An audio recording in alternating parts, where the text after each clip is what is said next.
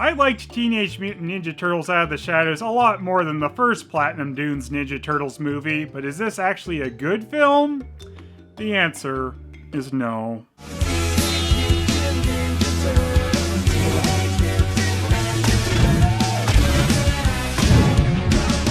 This movie, in some ways, seems like it's a bit of a course correction from the 2014 film, but it's kind of a too little too late situation. Also, it's a confusing mess with a huge helping of dumb. One of the major improvements in Out of the Shadows versus TMNT 2014 is that the Ninja Turtles feel a lot more like the Ninja Turtles. It's all you, Mikey! Time to shine. Oh, there it is. This is awesome! You see them kind of having fun interactions with each other at times and doing stuff as a team, where you had to wait until almost the end of the first movie to really get a moment like that. The Turtles also aren't sidelined as much as they were in the first outing, which is good for a movie called Ninja Turtles, but it is also kind of bad because it means we have to look at these ugly CG abominations for longer. We were trying to make the characters as real as possible. Then you probably should have done absolutely everything differently. They give you so much to react to. You end up loving them so much because they were all so perfectly cast. Love might be a bit of an overstatement. I can say in the second one I didn't completely detest them at least. The Turtles did get a bit of character work in this movie. I mean, it's nothing mind-blowing, and of course they don't really try to make anything have the amount of care that was put into the original 1990 film. But again, this is at least an improvement within this series, so credit where it's due. We see a lot more emotion from him this time, a lot more depth than we've certainly seen from film 1. We have a system that works. Turtle power! This time around, all the guys in the motion capture suits are the ones who voice their respective turtles instead of Johnny Knoxville voicing Leo. And I do think Pete Polzak doing the voice is an improvement as well. Donnie's nose is in his computer, Raph's brains are in his biceps, and Mikey's head's in the clouds. Something that was unfortunately not improved was April O'Neil. I don't want to complain about Megan Fox too much. In fact, I was probably a little overly mean in my review of the first one, calling her a plank of wood. But still, I don't get much of anything out of April as a character, as she mostly floats from scene to scene, not adding a whole lot. As they were clearly trying to fix some of the issues from the first movie, I wish there was more of an attempt, even at the script level, to give April more going on personality-wise. I can at least say that at least the characters aren't constantly banging on about how hot she is as much as they were in the first movie. Oh, she's so hot I can feel my shell tightening. But then there's a completely embarrassing moment where she does a stupid slow-mo dressing up like a schoolgirl thing for pretty much no reason other than to be leery. Actually, I thought some of April's best stuff got left on the cutting room floor. There's a scene later where she and Casey are infiltrating the PD, and stupid Casey says they should make out to try and hide, and April calls him out on how stupid that is. Kiss me. What? To create a diversion. So you wanted me to kiss you in a police station as a way to draw attention away from ourselves. That was your plan. There's also a moment where Vern tells April that the head of the network, Rita, wants to see her, and guess who plays Rita? We want to offer you a promotion. Don't know how you do it, but you keep bringing one amazing story after another. So let me get this straight, Out of the Shadows. You got a cameo from Judith Hoag and you cut it? I might have to take back any of the slight praise I've ever given you. You and I, we're basically the same person. Teenage Mutant Ninja Turtles! April deciding if she wants to move from ravishing reporter to news anchor gives her at least a bit of a character thing going on, and they completely cut that subplot, so they really just did her no favors. Turtle formation. Wait, turtle formation? I thought you said squirrel formation. Hey, if it fits, it fits. The Turtles grab some generic pizza from their delivery man pal named Kevin. Thanks, Kevin. See you next week. That's referencing nothing in particular, I'm sure. But yeah, no Pizza Hut tie-in this time, so no ridiculous Pizza Hut furniture like in the first movie. We learn that the Turtles have set things up with Vern the Falcon Fenwick to take credit for taking down the Shredder, which works pretty well as it gives Will Arnett an excuse to go more Joe Bluth with his version of Vernon, and he's one of the better parts of this movie. Single-handedly punch Shredder down. I actually had help from a couple of friends. Thunder and lightning. Hey, April. Oh, April! Hey, what's up, April? Oh, nothing. I've been working out. I'm sorry, that came across super creepy, okay? That's... I'm at Grand Central Station staking out Dr. Baxter Stockman. He's the lead scientist for TCRI. Yeah, April should know who Baxter is since he was actually in the first movie and worked with her father. Of course, it was kind of a blink and you'll miss him thing there, and of course he wasn't played by Tyler Perry like he is here. And still, sadly enough, this is probably one of the best things Tyler Perry's ever been in, at least that I've seen. Get them out of there, eliminate those turtles, and we are ready for action! Can you taste it, Sensei Shredder? The magnificence of what we're about to do? Yummy, isn't it? April's trying to download data with her Donatello watch off of Baxter's pad, but he hands it to a stupid random henchman who decides to start talking Foot Clan business right in front of this woman he doesn't know. Since she has to be close to the pad to download off of it, this is the weak reason for the sexy dress-up time, which April just totally steals all the clothing for, and I guess no one cares about this weird woman throwing clothing and wigs on the ground. A wig that probably would have cost a fair amount. They've also cut around what would have been a really awkward scene of April trying to pull her leggings down and possibly having to chop them up. Guess that would have ruined sexy time with... Mikey dances around at some Day of the Dead parade, which of course has Bumblebee at it. Looking good, bro. Whoa. Can't have Day of the Dead without Bumblebee. Baxter and the Foot are planning to rescue Shredder during one of those always goes wrong prisoner transfers. And you might notice that Shredder's looking a whole lot better here than he did in the first movie, so jail really agreed with him. What happened to White Shredder, Eric Sachs? I don't know, guess he's still dying on the ground somewhere. Shredder in this one is played by Brian T., who was also evil Liu Kang in Mortal Kombat Legacy, so I guess it was kind of a lateral move from Outworld to the Foot Clan. I do rather like Brian T. as the Shredder for the most part, for what he's given anyway. He's got a pretty good presence about him as the Shredder. Also, I like his helmet and mask a bit better since you can actually see his eyes in it. There are some major screw-ups with this character in this movie for sure, but at least he is an actual character in this one, unlike the mess that was the tale of the two Shredheads from the first movie. Hey man, that's not cool. Don't be dissing on my fellow Shreddies like that.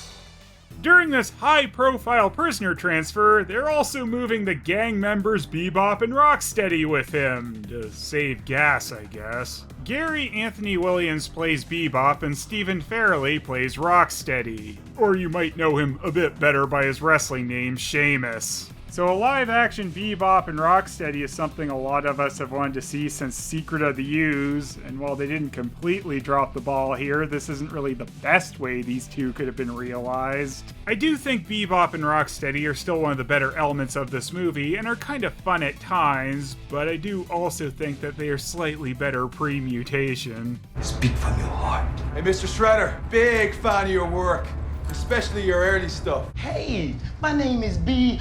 Hi. My man! My man! Once they are actually properly mutated into the Warthog and Rhino, they went a bit too far with the gross out factor.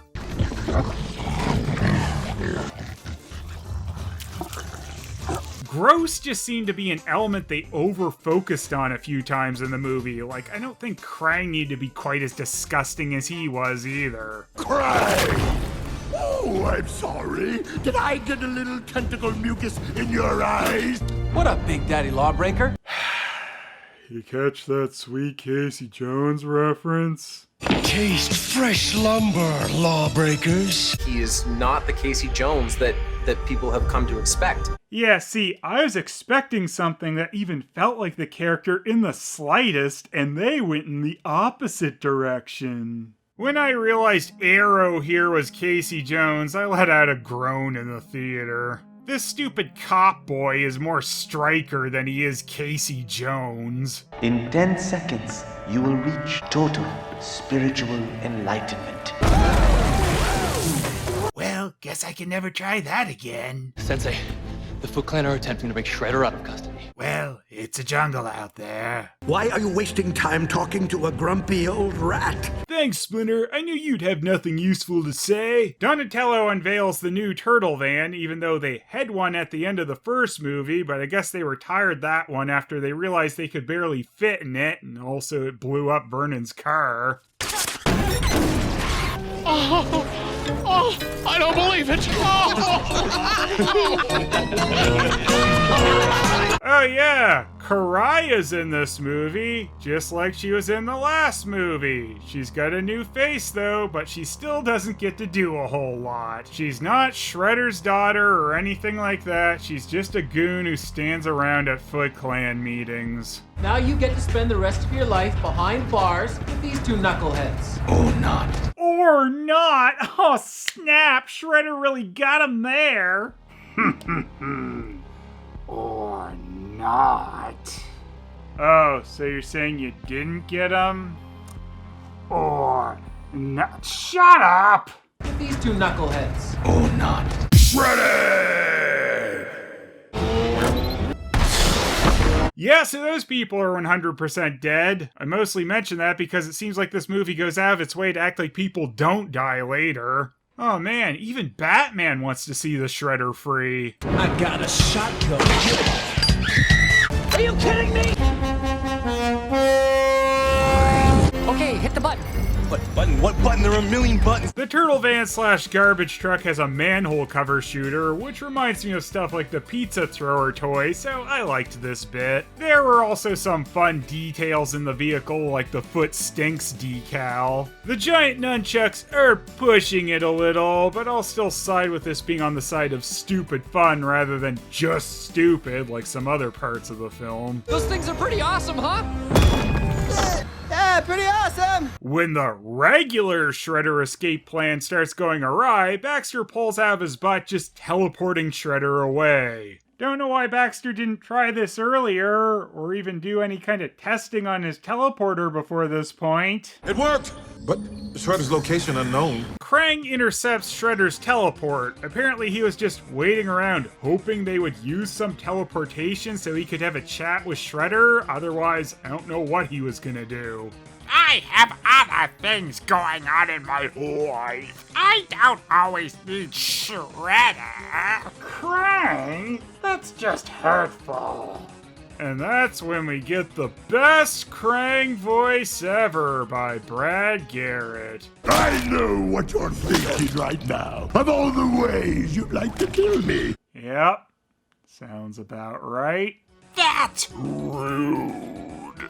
I don't understand anything about this Krang, story-wise or execution-wise, really. Why am I here? Oh, I just met some weird brain thing from another dimension. Not a big deal.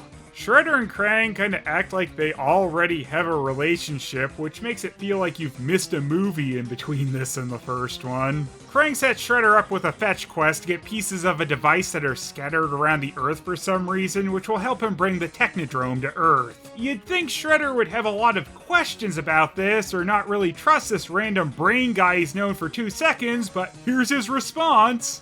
I'm interested. 4 brothers will try to stop me. Turtles. I'm aware of your past. Makes sense to me. I'd trust anyone as long as they help me take down those miserable turtles. That's why you are easily manipulated. Yeah. Wait, what? Push me back in. Doesn't Krang just control his android body? Why is he talking to it? Ninjas on motorcycles, just a giant garbage truck that is just barreling towards us like it is on a warpath. It starts launching manhole covers right from the grill of the truck. Manhole covers? You're taking some time off, Jones. Casey Jones is the only one who saw any of that. In the middle of New York. This was on a busy highway right beside the city. I find it hard to believe if all these explosions and stuff were going on that the news outlets wouldn't have gotten some kind of footage. And what happened to the guy who was driving the truck with Casey? I guess he died from being thrown out of it if he isn't around to corroborate any of this story. Thanks for your statement, Jones. That's Officer Jones, and I'm gonna be a detective someday.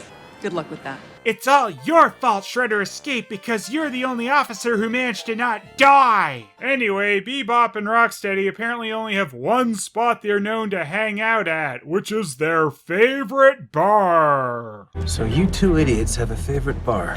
Oi, barkeep!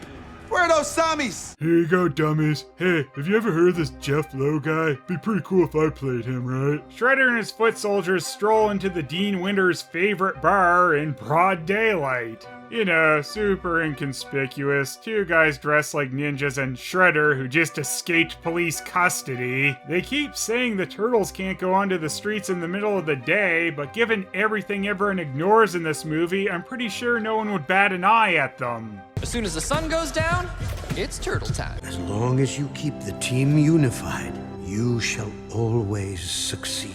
I could help you out with my snake tail, but I'm useless. Bye! I hate Splinter. Casey shows up at the favorite bar a bit too late, and Mr. I Want to Make Detective Someday decides to just start smashing the place up. I slipped up cell phones. A responsible business person, such as yourself, wouldn't sell hardware without a means by which to track. I have a GPS. You find them with that. Sometimes you wanna go where everybody knows where you are, because they're trucking you with a cell phone.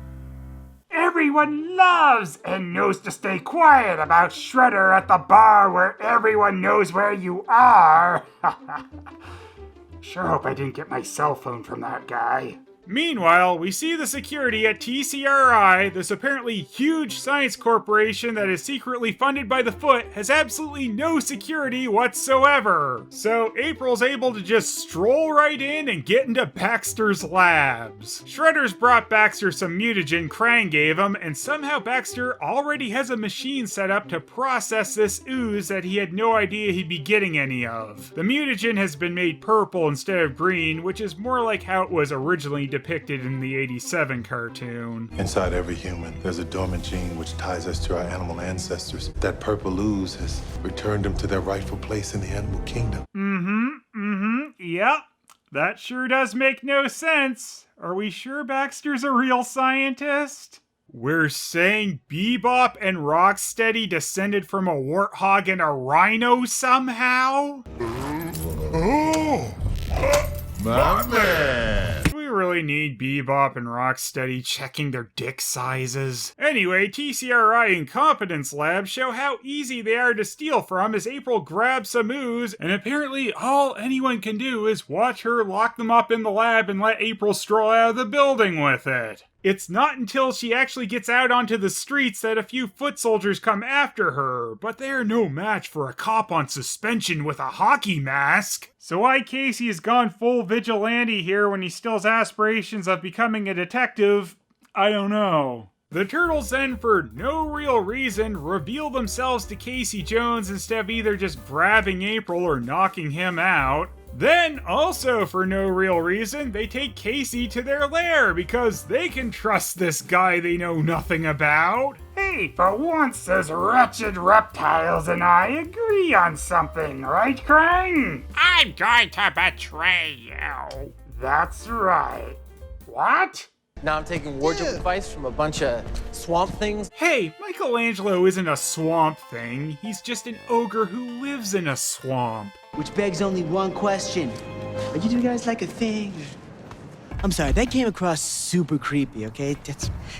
JC Combs sees Splinter and for some reason thinks that the rat guy trimming a bonsai tree must be bad and easily gets taken out by the snake tail. And that's Splinter's biggest battle of the movie. Thanks, Sensei. Giant rat 1, new guy 0. I hate Splinter. Hey, I've been asking this, Rock. Do I look fat to you? Why did mutating make them fat? I will say, I do like Shredder's slightly breaking of his cool here in reaction to Bebop and Rocksteady being idiots. If the purple ooze can turn humans into animals, it could turn us into uglier Ninja Turtle bootlegs. Never do that again, Donatello. It's good, I guess, that immediately wears off and Donnie isn't stuck with that gross hand. But this does give the Turtles at least an interesting dilemma with the possibility that they could turn fully human. And Donnie, you can't say a word of this to the others. I wouldn't really want to see it actually happen, but for a drama point, it works well. It's the coolest thing I've ever seen. Give me hope. We don't have to be stuck down here forever, you know? They even give Mikey some moments here to be more than just a comic relief machine, which is sadly more than the next mutation ever did for him. The Turtles contemplating this big change would have been nicely paralleled with the cut April subplot of moving on to become an anchor. Look at this place, the entire universe. It all started with the Big Bang. Well, I got a big bang for you. Well, that's still more clever than the Big Bang Theory. Bebop and Rocksteady farted. Is that better or worse than them eating our computer chips, Krang? Shreddios and the gang easily grab another item on their Krang mission. Guess this museum has the same level of security as TCRI. We'll never finish our hip-hop Christmas album! I take a lot of pride when I put the gift inside of the rap. Not gonna lie, I super appreciated them referencing We Wish You a Turtle Christmas. If there's even a chance that ooze can make us human, We're turtles, whether you like it or not. April, babe. We're turtles, remember? it's about what people up there are willing to accept. Since people topside don't even bat an eye at vehicles driving around the city with giant nunchucks, I think they are willing to accept just about anything. Leo, an alarm just tripped at the Hayden Planetarium. We have to get uptown. We have to respond to it, cause no one else will. I'm detecting traces of neutronium. The critical ingredient required for creating a controlled black hole is the only thing capable of rupturing the space-time continuum. And you know what that means? No, I don't, Donnie. Some jokes that actually land and are based on the Ninja Turtles' personalities. This is again a big improvement over the 2014 film. Raph and Mikey decide to get some more mutagen that's being held at the PD, so they get April, that guy who's barely Casey Jones, and Vern to help. Hey guys, look who it is, Vern the Falcon Fenwick. So apparently Michelangelo does machines now? This is quite a giant leap for him, as just moments ago he could barely comprehend they were doing any kind of plan at all. We're gonna get our hands on it. Yeah. I still don't know what you're saying. And now he's hacking police security systems. Unfortunately, I guess this was the time everyone decided to stroll into the PD for a mutagen spree, as somehow a couple of foot soldiers have been wandering around completely undetected until now. This leads to a standoff with the police, who are slightly rude to the mutant turtles. What are those things? They're monsters. You should have seen the looks on their faces. They weren't just scared, there was actual hate. This is a slightly better character direction for Michelangelo than constantly being a creep who talks about his shell tightening. I can track Bebop and Rocksteady's exact coordinates. They're at 36,000 feet traveling at 490 knots. Whoa, they've achieved the power of flight. Good for them. Remember how this guy was hacking security systems a scene ago? Or trying to have something serious going on story-wise just earlier in this same scene? Anyway, continuing this movie's theme of skipping over a bunch of stuff so things suddenly happen, Bebop and Rocksteady have a TCRI branded tank in Brazil. They blow up some Dimension X rubble, luckily not destroying the one part they're actually after, I guess, and that's the fetch quest completely done. They meant no opposition getting either of those Krang parts. There's barely a point to that subplot. And continuing another one of this movie's themes of security everywhere is just a sign up that says please do not enter, the Turtles have somehow snuck onto an airplane. Then things get ridiculous as the Turtles have to do some airplane hopping, and apparently everyone in the Foot Clan has a parachute because there's no death in this movie, except when there's definitely death in this movie. Look, I can see their parachutes. They're okay. Look, I can see their parachutes. They're okay. It's just an overblown CGI fest for a while here, with Donnie trying to fly half a plane with a blown away cockpit, and we learn that Raph can walk on water apparently. Land. Mwah. You need to create a new way. This is awkward. Now, here's definitely the best part of this whole bit of the movie. You're actually even a bigger loser than I thought. She's right. You know, I've only ever really had one goal. I wanted to make detective in the New York City Police Department. I'm not sure where I thought being a vigilante in a hockey mask fit in with that. Baxter Stockman doctored the footage from TCRI. Coming through. It's a restricted area. Key to the city. You were the foul. Went downstairs and grabbed me a mochaccino. That's right, Baxter. I want you to hire the most incompetent security force money can buy to guard TCRI. It'll all make sense eventually. What the hell am I doing? Bonus bad security, Vern easily finds a USB port in the wall, pops a thumb drive in it, which immediately gives him security footage with Bebop and Rocksteady on it. Oh, and now the Turtles have somehow gotten on another plane. You may know a lot about strategy, but you know nothing about feelings. Fair enough. Fair enough. We may be brothers, but we are not a team. We're not brothers.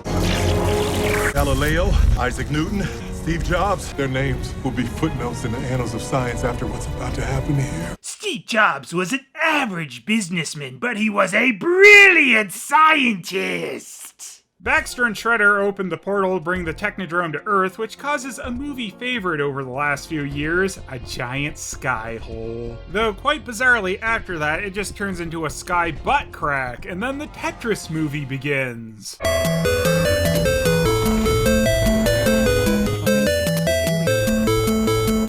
They told me that building the Technodrome out of Lego was a stupid idea. Seems like that'd only be really useful in very specific situations, Krang.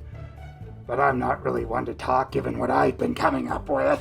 Ship's designate is the Technodrome. Commanding officer goes by the name of Krang. How does he have any information about that on his computer? If Krang were to finish building this thing, it wouldn't just be a ship. It would be a war machine that would end all life here. I've never heard of Krang or the Technodrome before scanning this piece of it, but I know what it is and Krang's motives. It would be the end of the world. Or not. How? We're being hunted. Unless one sip, and we'll stay the same on the inside, but look like humans on the outside. Or not. Your boyhood is drawing to an end. You are becoming young men. You truly are boys to men. The choice is yours. I have no investment in this plot, even though you'd think I would. Hope you enjoyed my non-advice. Back to sleep for me. I hate Splinter. Jeez, thanks for making the decision for all of us, Raph. What are you? Let's just say we're four brothers from New York who hate this city. You'd think this would have grown past just being an NYPD situation, but I guess not. Shredder then betrays Baxter for no real reason. He's been extremely useful to him, and you'd think he'd want this tech guy around to make sure Krang didn't try and betray him.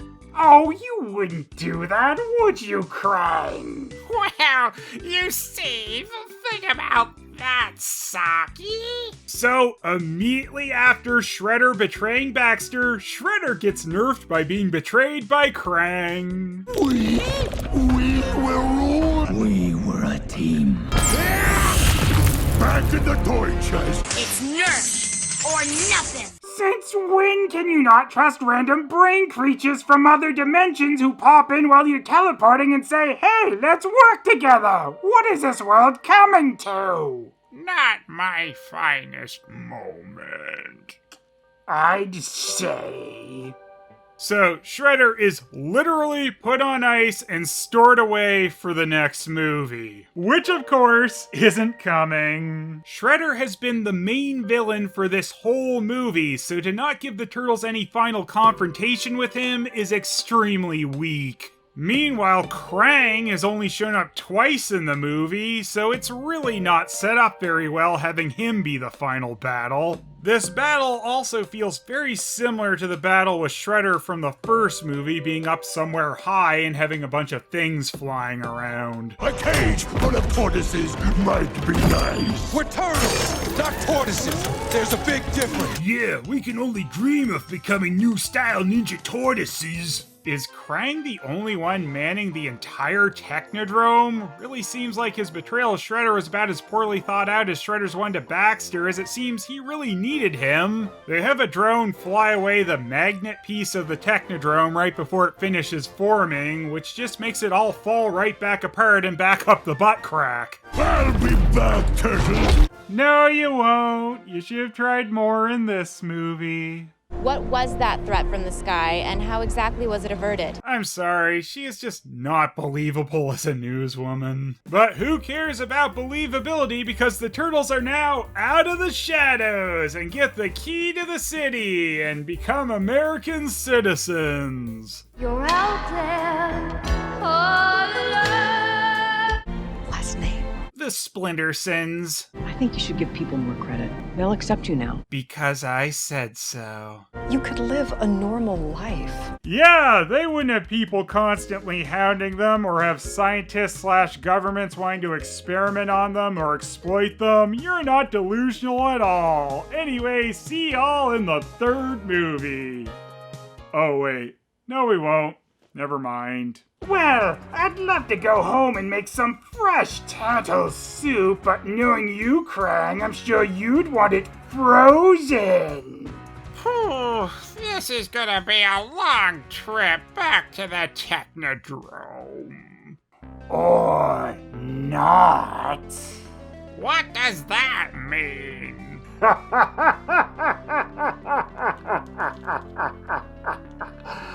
I don't know.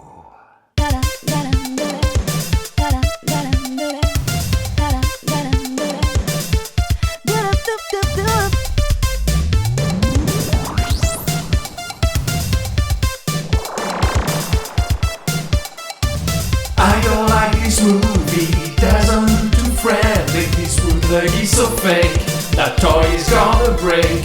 Phelous, don't let me down, you need to be around. Grab that chocolate pizza, I even like it cause I want. Phelous, oh Phelous, bring on more comedy. Phelous, oh Phelous, an animation movie. Phelous, oh Phelous, what really is so fun? Phelous, oh Phelous, what's your opinion about?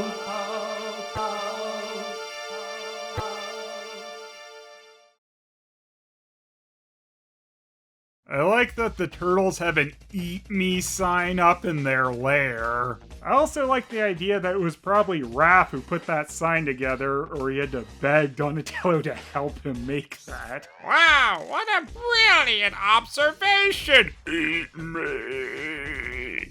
Wow, Phelous, this was a great review.